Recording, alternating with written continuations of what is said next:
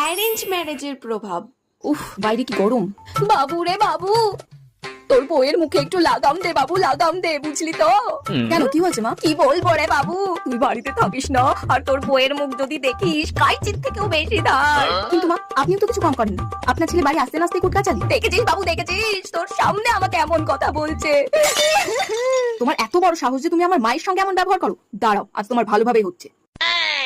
লাভ ম্যারেজের প্রভাব। বাবু, বাবু তোর বউকে একটু সামলা বাবু, তোর বউয়ের ব্যবহার আর নেওয়া যাচ্ছে না।